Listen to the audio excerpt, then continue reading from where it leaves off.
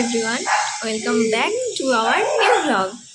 তো সবাই নিশ্চয়ই ভালো আছো, আশা করছি ভালোই আছো। চলো আজকের দিনটা শুরু করি। তো তোমাদের দাদা আজকে বাড়িতে নেই, কিন্তু তার ইচ্ছে হয়েছে গাজরের হালুয়া খেতে। তো ভাবছি বাড়িতে সবই আছে, গাজর এনে রেখেছে, দুধও আনা আছে।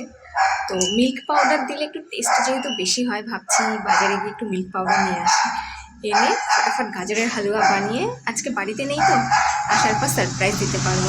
তো আমি রেডি হয়ে বেরিয়ে গেছি বাজারে, যাই ওই বেকারি শপটাতেও যাওয়ার ইচ্ছা আছে, দেখি কী হয়।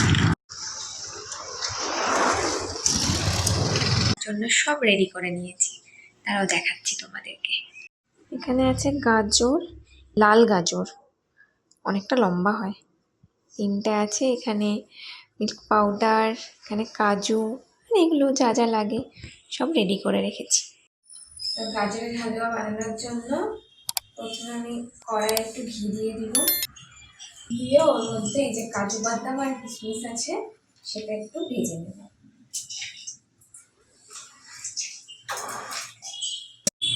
তো ড্রাই ফ্রুটস দুটো ভাজা হয়ে গেছে, এবার ওর মধ্যে এই যে গাজর কুচিয়ে রেখেছিলাম ওটা দিয়ে একটু ভেজে নেব।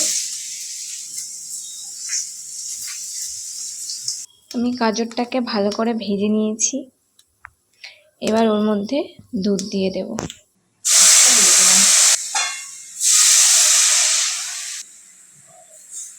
দুধটা দিয়ে ভালো করে মিশিয়ে নেব। তো এখানে পাউডার মিল্কটা গুলিয়ে নিয়েছি, তাহলে দিলে ভালো হয়।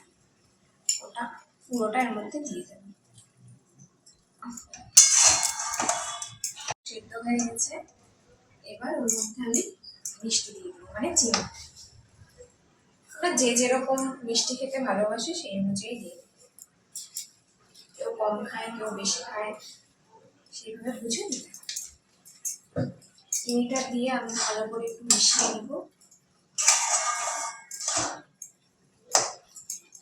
দিয়ে ওর মধ্যে ভাজা ড্রাই ফ্রুটসটা দিয়ে দেবো, আর একটু এলাচ গুঁড়ো। গোটা এলাচও দেওয়া যায়, কিন্তু আমি গুঁড়ো দেব।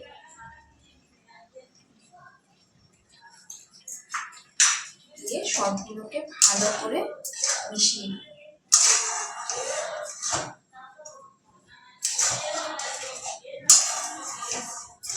গাজরের হালুয়া বানানো হয়ে গেছে, এই যে।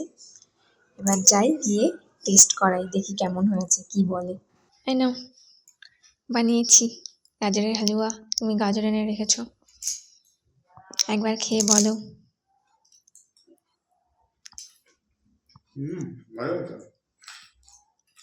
ভালো হয়েছে?